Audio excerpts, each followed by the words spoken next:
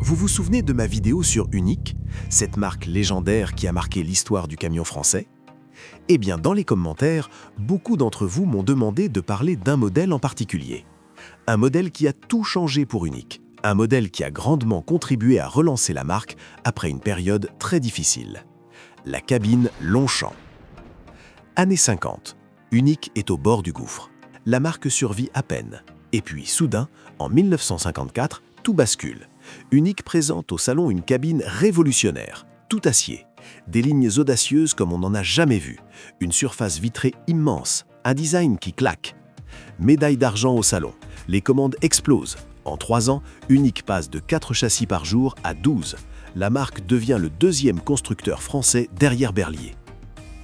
Mais ce n'est pas juste le design qui fait le succès de ces camions. C'est aussi le génie marketing qui va avec. La série des cols. Isoire, Galibier, Tourmalet, Lautaret, puis Morens. Des noms qui résonnent comme des sommets à conquérir, des camions baptisés comme les cols mythiques des Alpes et des Pyrénées, parce que chez Unique, on ne vend pas juste un camion, on vend une promesse, celle de grimper n'importe quelle montagne.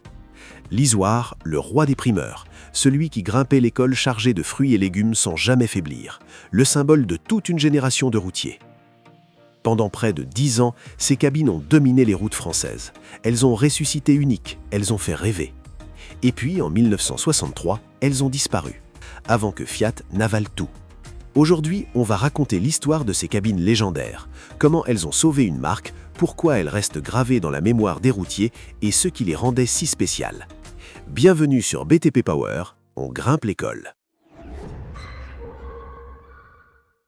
Chapitre 1, 1954, la Renaissance. Comment une cabine a sauvé Unique. Pour comprendre le miracle de la cabine Longchamp, il faut d'abord comprendre à quel point Unique était au bord du gouffre. Imaginez, on est en 1952. La guerre est finie depuis 7 ans, mais pour Unique, la reconstruction est un cauchemar. Pendant que Berliet se reconstruit à toute vitesse, pendant que Willem décroche des contrats militaires, Unique, elle, suffoque. Les ventes s'effondrent, la production tourne au ralenti. 4 châssis par jour, 4. Pour un constructeur qui a été l'un des grands noms de l'avant-guerre, c'est l'agonie. Et vous savez ce qui se passe quand une entreprise française est en difficulté, elle se fait racheter. En 1952, c'est Simca qui met la main sur Unique, un rachat de survie. Unique devient une filiale, une marque sous perfusion. Vous vous dites peut-être que c'est fini, que l'histoire s'arrête là.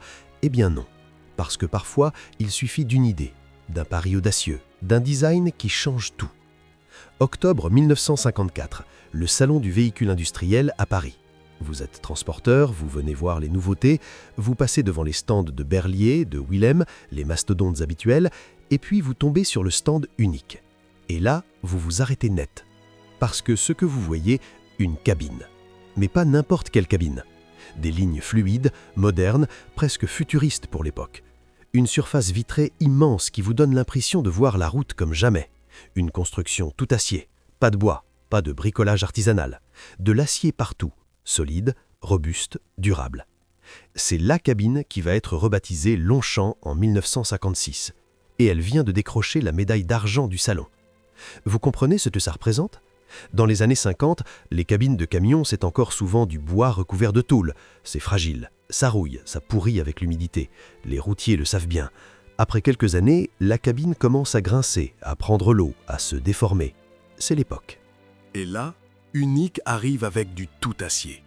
Une structure monobloc qui ne bougera pas, qui tiendra des décennies. Et surtout, qui offre aux chauffeurs de la visibilité. Parce que regardez autour de vous la prochaine fois que vous croisez un vieux camion des années 50. Les pare-brises sont petits, les vitres latérales étroites. Le chauffeur conduit presque à l'aveugle. Mais cette cabine, elle, c'est l'inverse. Des surfaces vitrées généreuses, une vision panoramique. Pour la première fois, un routier peut vraiment voir la route. Et le design ? Ah, le design. Confié à Le Tourneur et Marchand, carrossier réputé. Il crée quelque chose de radical pour l'époque. Une calandre avec 3 barres chromées horizontales, des lignes tendues, dynamiques. Un style qui annonce déjà les 60s alors qu'on est encore dans les années 50. C'est moderne, c'est beau, c'est français. Et vous savez ce qui se passe ? Les commandes explosent. Littéralement. En quelques mois, Unique passe de 4 châssis par jour à 8, puis 10, puis 12. En 3 ans, la production triple. Les carnets de commandes se remplissent. Les transporteurs veulent leur cabine. Pas pour le prestige, pour la fiabilité, pour la visibilité, pour le confort du chauffeur. Parce qu'à l'époque, vous devez le comprendre, un transporteur qui prend soin de ses chauffeurs, c'est un transporteur qui garde ses meilleurs éléments. Et un chauffeur qui conduit cette cabine, il est fier, il a une belle machine, une cabine moderne, il voit la route. Il ne souffre pas dans une boîte de conserve pourrie. Vers 1956, Unique devient le deuxième constructeur français de poids lourds, derrière Berliet, certes, mais devant tous les autres, Willem, Latil, Somua, tous dépassés. Vous vous rendez compte? Une entreprise au bord de la faillite en 1952 devient numéro 2 en quelques années, grâce à une cabine. C'est ça, le pouvoir du design quand il rencontre le besoin réel. La Longchamp n'était pas juste jolie, elle répondait à un problème concret. Des cabines fragiles, une visibilité pourrie, un inconfort permanent pour les chauffeurs. Unique a compris ça, et Unique a tout misé là-dessus. Évidemment, le design évolue. En 1956, la calandre passe de 3 barres chromées à une large bande emboutie avec 4 phares ronds. Le style se modernise encore. La cabine devient iconique, reconnaissable entre mille sur les routes françaises. Et vous savez ce qui va rendre ces camions encore plus légendaires, ce qui va les transformer en mythes vivants? Le génie marketing qui va suivre, les noms qu'Unique va leur donner. Mais ça, c'est pour le prochain chapitre. Chapitre 2, la série des cols, le coup de génie marketing.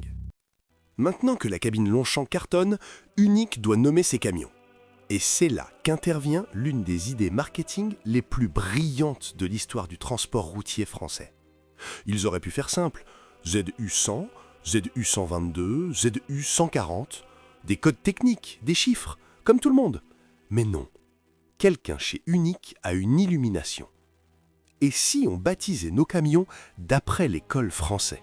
Les vrais, ceux que les routiers affrontent tous les jours, ceux qui font transpirer, ceux qui séparent les machines robustes des tas de ferraille. L'idée est géniale. Parce qu'un col, ce n'est pas juste un nom, c'est une épreuve, une conquête. Quand vous dites à quelqu'un « je conduis un isoar », vous ne dites pas juste « j'ai un camion », vous dites « j'ai une machine capable de grimper l'isoar ». Vous vendez de la puissance, du courage, de l'aventure. Et Unique structure ça intelligemment. Une hiérarchie, une logique géographique et symbolique. Gamme basse, l'école Vosgien, moins spectaculaire mais fiable pour les petites charges. Gamme moyenne, l'école Pyrénéen, plus costaud, plus exigeant. Gamme haute, les cols alpins, les légendes, les monstres, ceux qui font rêver les routiers et trembler les machines. Vous comprenez le message? Plus votre camion monte dans la gamme, plus il grimpe haut symboliquement. C'est du marketing pur. Et ça fonctionne à merveille. Je ne vais pas rentrer dans tous les détails techniques de chaque modèle. L'Isoar, le Galibier, le Tourmalet, le Lautaret, le Puymorens, parce que j'ai déjà consacré une vidéo entière à la série des cols sur la chaîne.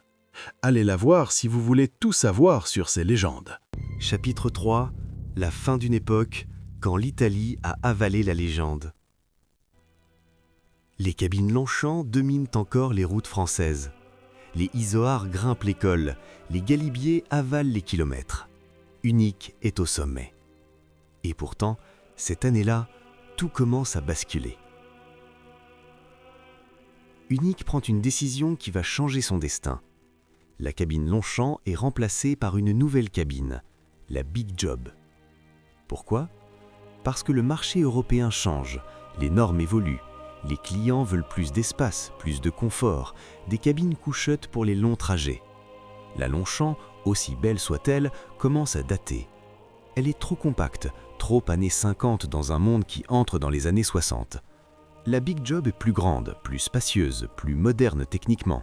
Sur le papier, c'est une évolution logique. Mais quelque chose se perd, ce style unique, cette identité visuelle immédiatement reconnaissable. La Big Job est efficace, mais elle est anonyme. Elle ressemble à toutes les autres cabines européennes de l'époque. Les routiers qui ont connu la Longchamp le sentent. Ce n'est plus pareil, l'âme s'évapore. Mais le vrai coup, le coup fatal, il arrive 3 ans plus tard. Unic devient officiellement une division de Fiat. Pas un partenariat, pas une collaboration, une absorption pure et simple. La marque française passe sous contrôle italien. Au début, ça ne change pas grand-chose en apparence. Les camions portent encore le nom Unic, les ateliers tournent, mais dans les coulisses, tout change. Les décisions se prennent à Turin, les bureaux d'études italiens prennent le dessus, l'identité française se dilue progressivement. Et vous savez ce qui se passe quand une marque perd son indépendance? Elle perd son âme, ses particularités, ce qui la rendait unique. Les années passent. 1970, 1971, 1972.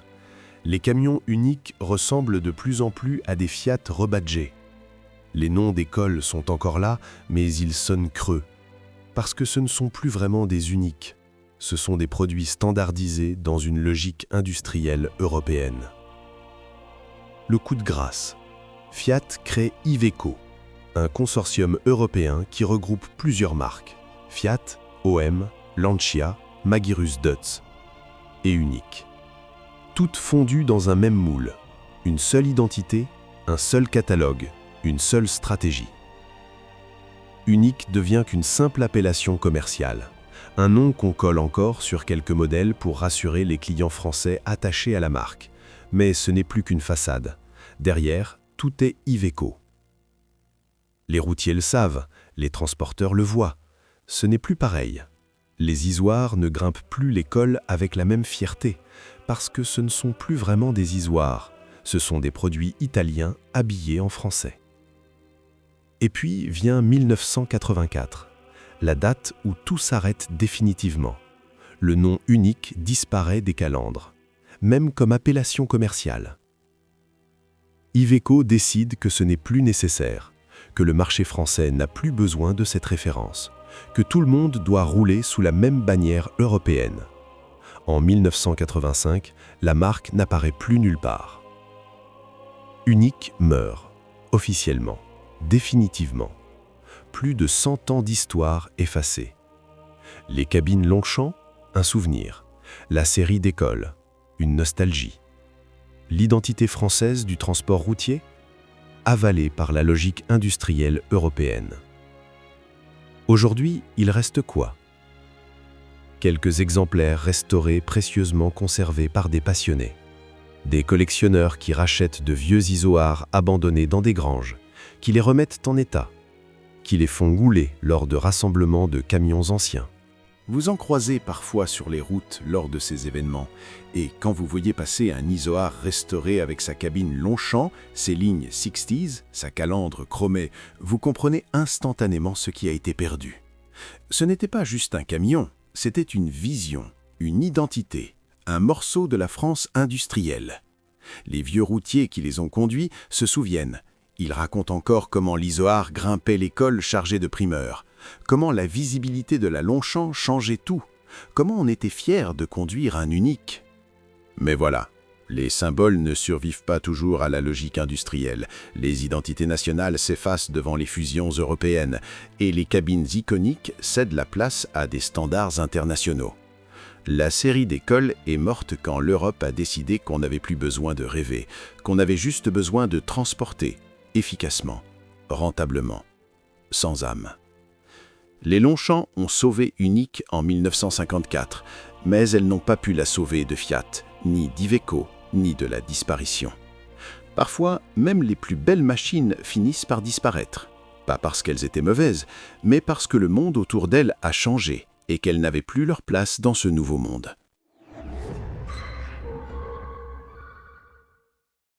Alors maintenant, dites-moi, est-ce que vous aviez déjà entendu parler des cabines Longchamp? Est-ce que vous avez déjà croisé un isoar ou un galibier sur la route? Vos parents, vos grands-parents ont peut-être conduit ces machines. Racontez-moi en commentaire.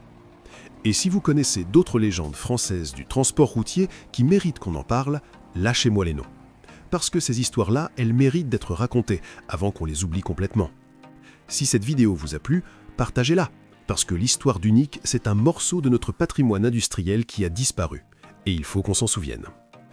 Abonnez-vous pour découvrir d'autres machines oubliées qui ont marqué l'histoire du BTP et du transport. À très bientôt sur BTP Power.